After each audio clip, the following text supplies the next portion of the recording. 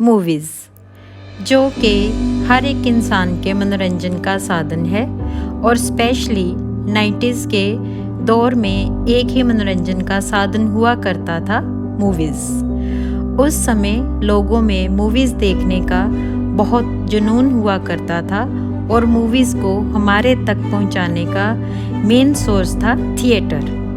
और आज की हमारी वीडियो है नॉर्थ इंडिया के पहले सिनेमा चित्रा पर। तो आइए मैं आपको अब वहाँ पर लेकर चलती हूँ।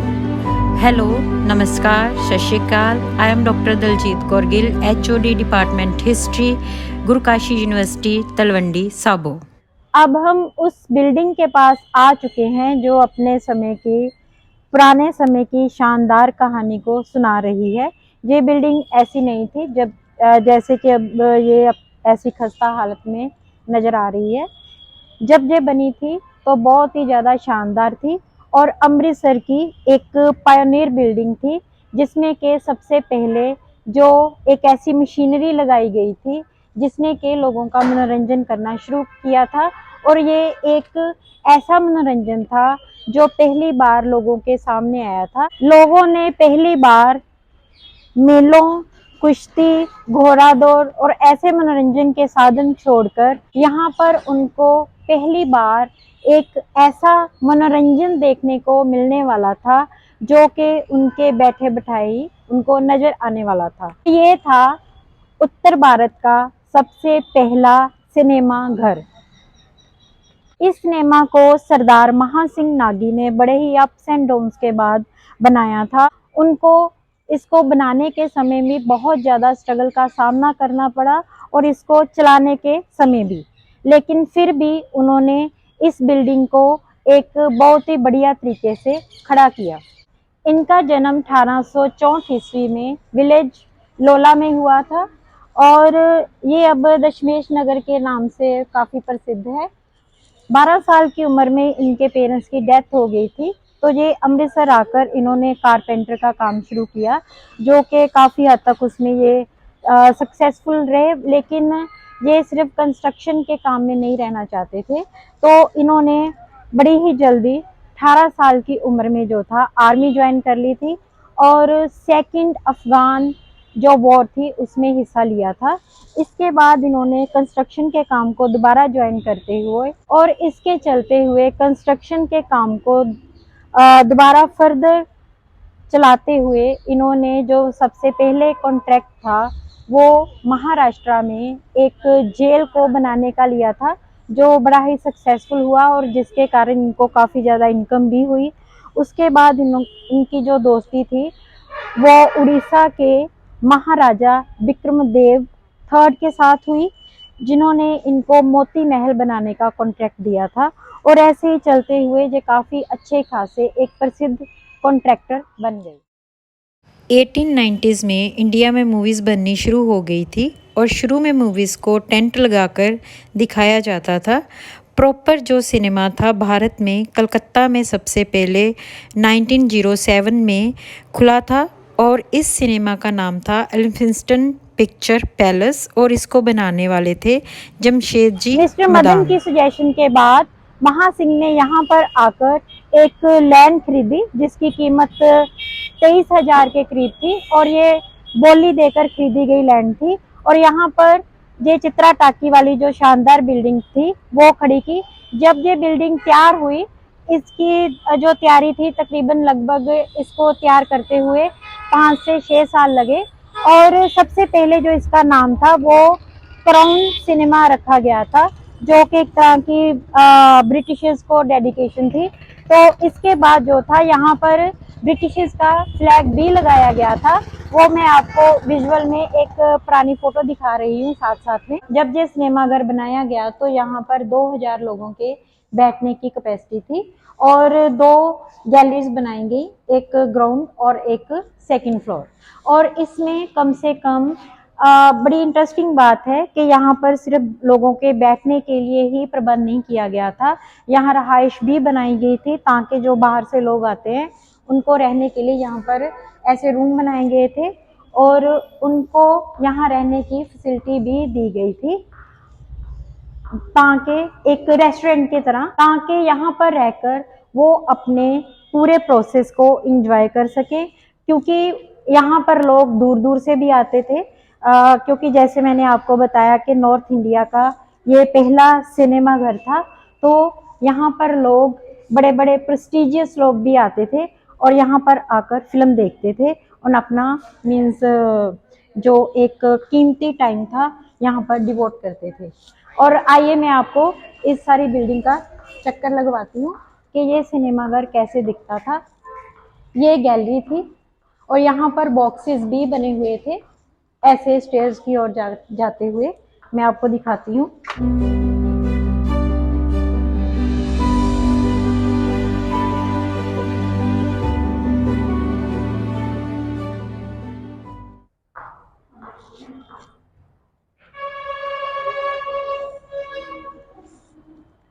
इधर गैलरी की तरफ और बॉक्सेस की तरफ जाने का रास्ता था।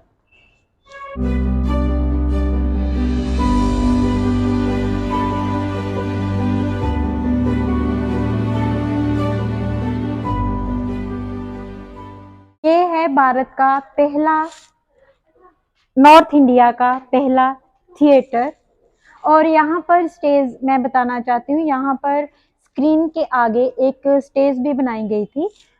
थोड़ा थोड़ा पास जाकर मैं बताती हूँ, आपको दिखाती हूँ।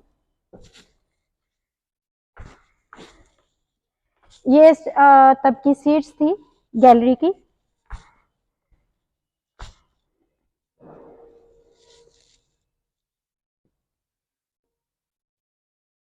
और वहां पर देखें स्टेज भी बनी हुई है ताकि सिनेमा के साथ साथ यहाँ पर लाइव ड्रामा की परफॉर्मेंस भी की जा सके। ऐसी फैसिलिटी भी दी गई थी एक्टर्स को, जो कलाकार थे तब के उनको। यहाँ पर जब फर्स्ट मूवी जो चलाई गई थी वो साइलेंट मूवी थी और उसको जो था म्यूजिशियन के सहारे से चलाया गया था। और यहाँ पर 2000 के तकरीबन बल्ब जलाए गए थे लोगों के वेलकम के लिए। तब इलेक्ट्रिसिटी की फैसिलिटी नहीं थी, लेकिन इसके बावजूद यहाँ पर जो गैस जनरेटर के थ्रू जो था, जहाँ इलेक्ट्रिसिटी की जो फैसिलिटी थी इस सिनेमा को दी गई थी। अच्छा, और यहाँ पर देखें कि ऊपर जो रूफ है कितनी शानदार डिजाइन की गई हुई है उसी समय के हिसाब से। मैं यहाँ पर आपको बता दूं कि ये जो बिल्डिंग थी ये वेस्टर्न और इंडियन आर्किटेक्चर का एक मिक्सचर है और उसी हिसाब से ये बिल्डिंग बनाई गई है, क्योंकि ये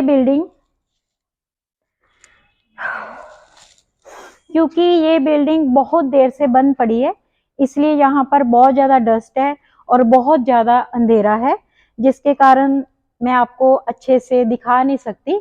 लेकिन इसका फर्नीचर, यहाँ पर कैमरा डालें, यहाँ पर कैमरा करें जरा। इसका फर्नीचर और इसका आर्किटेक्चर बहुत ही ज़्यादा शानदार था उस समय के हिसाब से, और महा सिंह ने यहाँ पर बहुत ज़्यादा पैसा लगाया था। यहाँ पर देखें प्राइवेट बॉक्सेस बने हुए थे, यहाँ पर आप पर्सनल भी बैठकर मूवी देख सकते थे। ये ऐसे कई सारे बने हुए हैं प्राइवेट बॉक्सेस।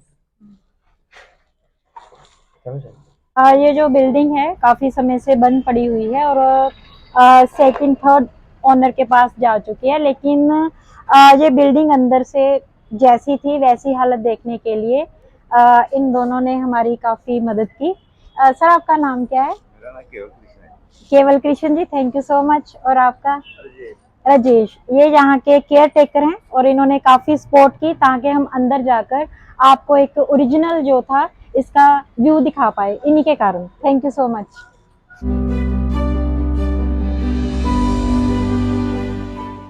जब ये थिएटर बनकर तैयार हुआ तो यहाँ पर एक गेट था, यहाँ पर अब एक शटर लगा हुआ है।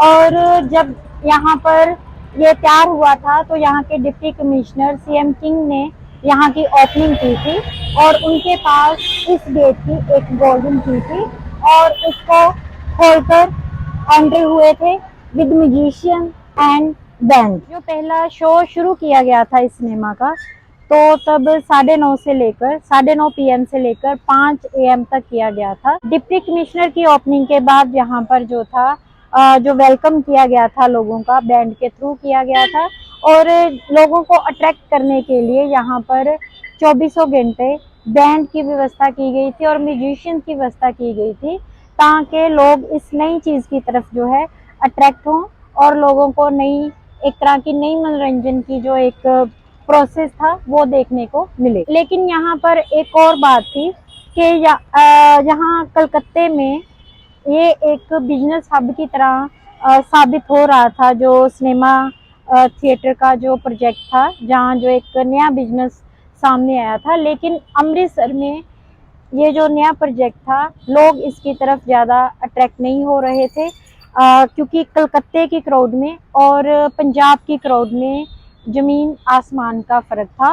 और 2-3 साल के बाद ही जो सरदार महा सिंह थे, काफ़ी ज़्यादा लॉस में चला गया उनका ये वाला बिजनेस, और जल्दी ही वो कर्जे की लपेट में आ गए। जब यहाँ पर सिनेमा प्रोजेक्ट जो महा सिंह का काफ़ी लॉस में जा रहा था, तो जलियांवाले बाग का जो मैसेकर था वो ट्रेजेडी भी हुई, जिसके कारण जो जहाँ के एक अलाइट क्लास थी अमृतसर की, उनके माइंड में सिनेमा की जगह जो थी वो आंदोलन ने ले ली थी, और जहाँ के जो बड़ी बड़ी हस्तियां थी उन्होंने राष्ट्रीय आंदोलन में हिस्सा लेना शुरू कर दिया, और लोगों में एक नए तरीके का ट्विस्ट आ गया। लोगों ने मनोरंजन की जगह जो था राष्ट्रीय आंदोलन को चुना, और जिसके कारण तब ये सिनेमा और ज्यादा लॉस में चला गया। और तब राष्ट्रवादियों की भावनाओं को ध्यान में रखते हुए जो सिनेमा का नाम था वो भी चेंज करना पड़ा। क्राउन सिनेमा की जगह इसका नाम चित्रा टाकी रख दिया गया, ताकि जो इंडियन क्राउड है, जहाँ पंजाब की क्राउड है, इसको ब्रिटिशर्स का नाम समझकर एक इंडियन इंडस्ट्रियलिस्ट का समझे। और लेकिन उससे भी कोई ज़्यादा फर्क नहीं पड़ा। तब तब सरदार महा सिंह ने यहाँ पर एक मैनेजर अपॉइंट किया जो ब्रिटिशर्स था, और उसको सारे हक दिए, और उसकी काफ़ी ज़्यादा अच्छी सैलरी भी और फैसिलिटीज़ भी दी गई, ताकि वो ज़्यादा से ज़्यादा क्राउड को अपनी तरफ, जो सिनेमा घर की तरफ खींच सके। कुछ ऐसे स्ट्रेटजी अपनाएं कि जो क्राउड है बढ़ने लगे, लेकिन ऐसा कोई भी काम जो थी चीज़ नहीं कर पाई। सरदार महा सिंह जब कर्जे में डूबते गए, तो उनको ये सिनेमा जो था बड़े ही सैडली वे से सेकंड ओनर को देना पड़ा।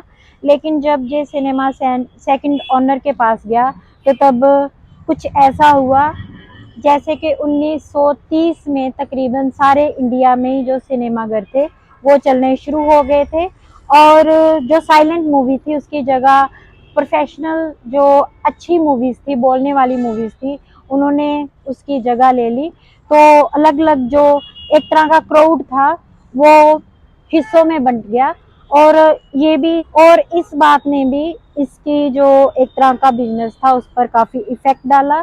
और सेकंड ओनर ने इसके सर्वाइवल के लिए जो था काफ़ी कोशिश की, लेकिन ऐसा नहीं कुछ हो सका।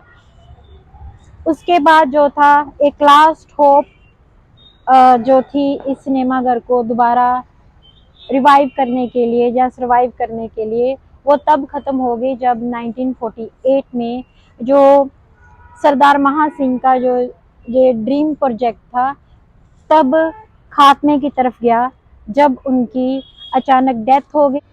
1948 का वो दिन था जब लोगों ने स्टार ट्रिब्यून की ये मेन हेडलाइन पढ़ी कि the pioneer of cinema died leaving behind 7 sons and 2 daughters. That was very shocking for all.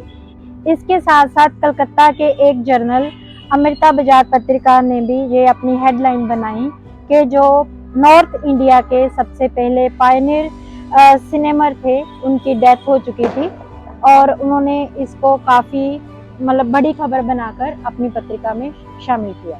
उनकी डेथ के बाद उनको ट्रिब्यूट देते हुए जलियांवाले बाग से लेकर चाटीविंड नहर तक जो एरिया था जहाँ पर चित्रा टाकी सिनेमा बना हुआ है, उस रोड का नाम महासिंह गेट रखा गया।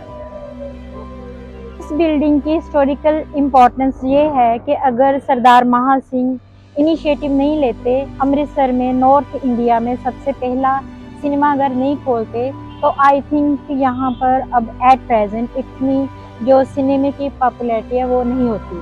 अब बारी है इस वीडियो के साथ जुड़े हुए क्वेश्चन की, वो है कि कलकत्ता में सबसे पहले जो सिनेमाघर खुला था उसका नाम क्या था। अब बारी है लास्ट वीडियो में पूछे गए क्वेश्चन की, और वो था कि सरोवर की खुदाई कब शुरू हुई थी और कब खत्म हुई थी।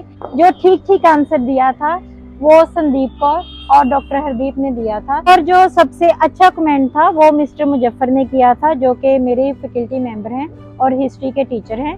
थैंक्स मुजफ्फर। और इसके अलावा जो हमेशा बहुत ही अच्छे कमेंट करते हैं उनका नाम है doctor Karamjeet Kaur. Thank you Karamjeet, ये भी मेरे से जो है पीएचडी कर चुकी हैं। और थैंक यू। गवर्नमेंट को ये रिक्वेस्ट करती हूँ कि ये नॉर्थ इंडिया का सबसे पहला सिनेमाघर था, क्योंकि लोगों की एक मेंटल ग्रोथ के लिए मनोरंजन भी बहुत जरूरी है, तो इसके कारण ये भी एक इम्पॉर्टेंट पार्ट है लोगों की लाइफ का। तो इसको एक हिस्टोरिकल लीगेसी की तरह संभाल कर रखना चाहिए, क्योंकि इसकी जो बिल्डिंग का इंटीरियर है, जो इसकी एक तरह की जो इसका एक तरह का हिस्टोरिकल इम्पोर्टेंस है, वो लोगों के सामने एज इट इज दिखनी चाहिए और इसको प्रिजर्व करना चाहिए। Thanks for watching.